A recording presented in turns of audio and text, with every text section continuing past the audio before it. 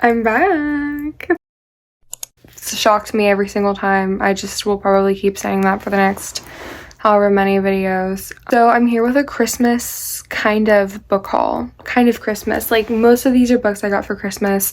Some of them are also books I bought myself with like a gift card after Christmas, but they all kind of coincide. It's kind of like a what I got for Christmas, but not really, because some of them I got also for my birthday, which is 2 weeks before Christmas. But I'm staring at my TBR cart right now. She's very full.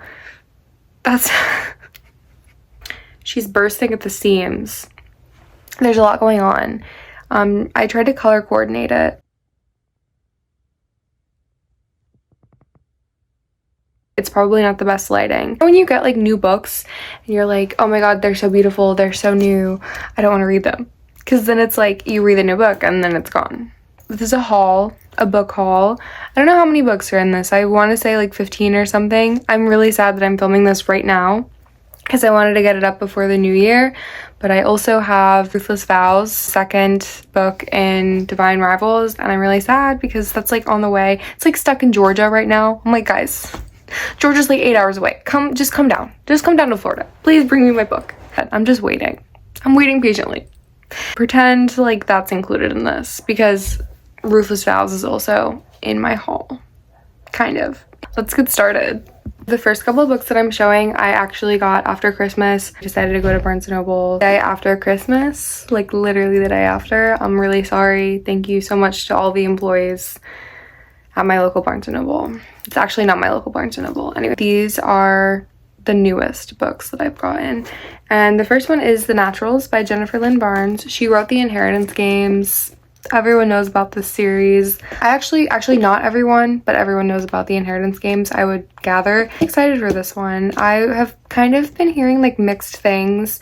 I've been hearing it's really fun, and like the premise I think is really cool. It kind of reminds me of Renegades by Marissa Meyer. I heard the writing is kind of like juvenile, but also my standards are not amazingly high. She's a decent writer from what else I've read, so I don't really care that much. And the second one is Let the Right One In by, I don't know how to pronounce this man's name. I want to say he's Swedish.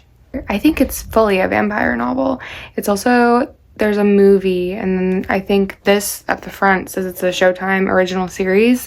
I just know about the movie from my dad because I'm a big vampire media fan. I'm actually watching The Vampire Diaries for the first time right now. Buffy fan, just like vampires in general. So I'm kind of excited for this one. And I believe this is the only one in this whole haul that has any semblance of like literary worth, but most of these are just fun, like fantasy, and then that one is like, I think it's like serious. The third one is The Wrath of the Dawn. I feel like a lot of these are like self-explanatory, like none of these are necessarily new, and probably most people have heard of them. A lot of the books that I chose were books that I'd heard of for a long time, but just hadn't gotten around to reading. Fourth one that I got, I think this is the fourth one, is The Scarlet Veil. It has that ugly $3 off sticker. This is by the author of Serpent and Dove. This could like hurt someone, seriously. I'm excited for this one. I just said I was gonna stop saying that, but look at the inside, it's really pretty.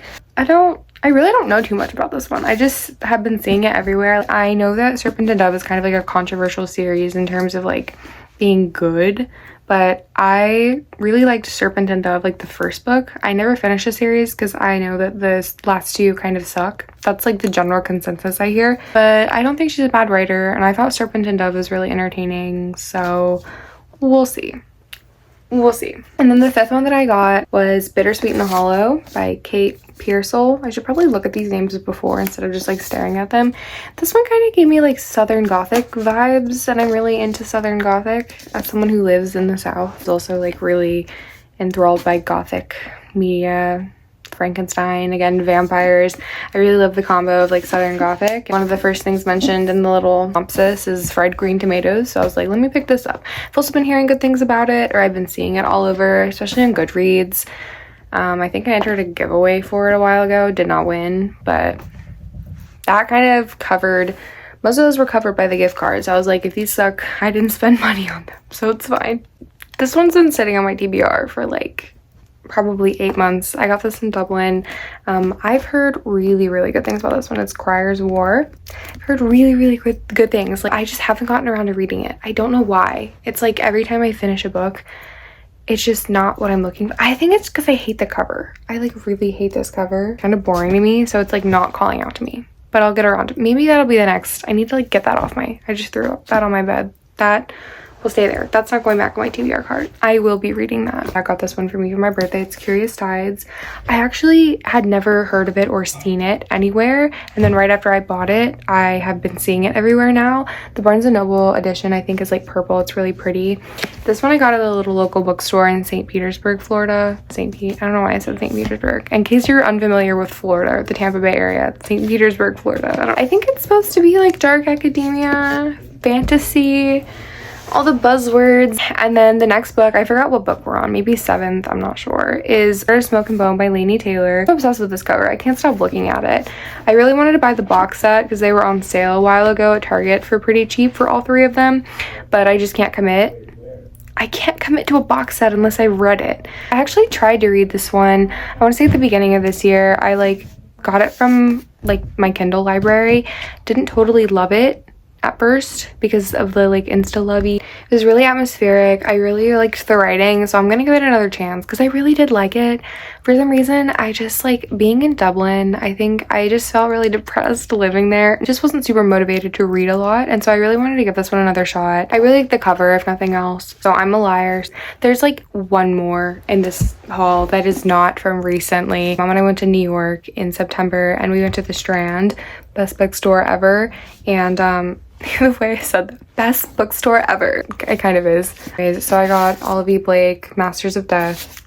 In love with this cover. Again, Olivia Blake is kind of a hit or miss author for me. She's never like a miss, but like I feel like a lot of people agree that her writing can get tedious. It's like overly intelligent. Signed copy. It was pretty cheap for this being a signed copy. It has this beautiful cover art. So I don't know. Not cover art. Inside art. What's that called? He always kills it with art, whoever her artist is. I don't know what I'm saying, because the premise to me actually sounds the most interesting out of every single one of her other books that I've read, except for the Atlas 6. That one had so much promise. The next one is that I did get for Christmas is Powerless by Lauren Roberts. Cover is beautiful. Again, the cover is beautiful if nothing else, but I'm really excited for this one because I've been hearing it compared to like the Hunger Games. Obviously there's a Hunger Games resurgence happening right now, and I got this one for Christmas, so again, I didn't have to spend my own money on it, but I have faith. I've been following Lauren Roberts on TikTok for quite some time, and I have faith in her. So fingers crossed that I like this one. This one is The Hurricane Wars. I want to say I won this in a giveaway. I want to say it came in the mail pretty recently. No return address besides like whoever the publisher was. So I think I won this in a Goodreads giveaway. I really don't know anything about this book. I've been seeing it a lot after I received it in the mail because before I'd never heard of it. It's like a scientific term for that or a psychological term for that. But like once you see something or hear a word, then you keep seeing it again. I'm gonna repeat myself for the millionth time, but the cover is, oh my god. Wait, and there's like a nice map. I don't understand geography at all, but I love a good map. Then I got this one from Target pretty recently. I think I also got this one for myself for my birthday. It's V.E. Schwab's newest, The Fragile Threads of Power. This one's like in tandem with the Darker Shade of Magic series, which I love. I don't know if I've already said this before on my channel, like on the booktube newbie tag, but that is a series that got me back into reading. I've always been a huge reader, but I wasn't as voracious of a reader like throughout high school just because I had a lot going on. I was in IB, so I was like constantly busy. At the start of COVID, I randomly started to read Darker Shade of Magic, and I fell back in love with reading, like insane reading. I've never read anything I don't like from V.E. Schwab. She's kind of similar to Olivia Blake in that, in terms of like even her stuff that I find a little boring or tedious, I'm still enjoying. So I'm always getting something. I always feel more intelligent after I finish reading their books. I'm talking too much about all these books because most of them are pretty self-explanatory. The final 3, Down Comes the Night by Alison Saft. My grandma got this one for me for Christmas, not my birthday. There's so much is happening. It is a little confusing though when your birthday is like 2 weeks before Christmas and you're like, I don't remember who got me what for which thing. What a problem to have. Ooh, the inside is pretty. I love Alison Saft. I've actually only read one book of hers, and it was Our Wilder Magic. I love that book. I don't care what anyone has to say, because I know that a lot of people say that book is kind of boring. But I feel like I'm the ultimate purveyor of what is boring and what's not, because I get bored really easily. I need to stop doing this. The Serpent and the Wings of Night by Carissa Broadbent. I had never heard of this book before. Never seen it, never heard of it, nothing. And then Destiny Sidwell put out a video talking about like her favorite books that she's read this year, like, and she mentioned that one, and then I looked it up, and I think it also has like a Hunger Games flavor from what I've heard. So I'm really excited, and I trust Destiny. I don't know her, whatever. And I'm gonna say it, guys, sorry, but the cover, if nothing else, the stuff that'll look pretty on my bookshelf. And then the last book that I'm most excited for in this entire thing, and also controversially, I do like the cover a lot, even though I know the cover is controversial, but I also like the other cover. You guys will know what I'm talking about in a second if you know anything about this book. I don't know where I first heard about this book, but I need to stop. It's Magnolia Parks by Jessa Hastings. I'm really excited for this. It's like not up my alley at all, which is kind of a lie, because like I used to read a lot of these books when I was like 10 and way too young to be reading these types of books, but I'm really excited, and I really actually like this cover. I think the first one is beautiful, like the original, where it's like all white, and then it's kind of reminds me of A Tree Grows in Brooklyn. The original cover of Magnolia Parks does. I do have beef with Jessa Hastings because I saw in Barnes & Noble that she has a Peter Pan retelling, and I'm actually working on releasing my Peter Pan retelling next year. Whatever, it's okay, Jessa. There's room enough for both of us, I suppose. Excited for this one. Not much I have to say. I would like the cover a little more if like his ugly shoes weren't there and it was just all pink.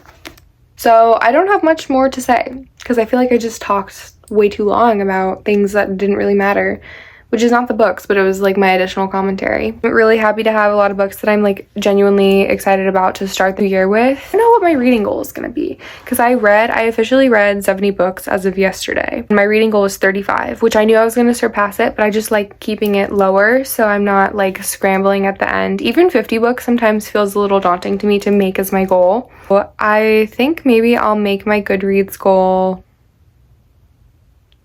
Maybe I'll make it 50. Why not? Who cares? I care a little, but it's fine. I need to get over that. So I'm gonna make my Goodreads goal 50, and this will get me, this stack of books will solidly get me through a third. If there are 15 books and 25 is half of 50, that's not a third, I don't think. But I'm not a mathematician. We don't need math for that. Everyone got all the books they wanted for Christmas, or they bought themselves books they wanted recently. If you don't celebrate Christmas, if you just treated yourself to books, let me know what books you guys got for, and if anyone has any thoughts and feelings on the books that I discussed in this video. Preferably not negative thoughts and feelings, because I am easily swayed by negative reviews. So if you have anything positive to say, any rave reviews about these books, please let me know. This is my last video for 2023. I'm clocking out. I'm on vacation. I hope everyone has a good new year and everyone had a happy holiday, and I hope everyone's really excited about 2024, because weirdly I am. 24 is my lucky number. So thank you for watching, as usual, to all of my loyal few subscribers. Thank you for watching.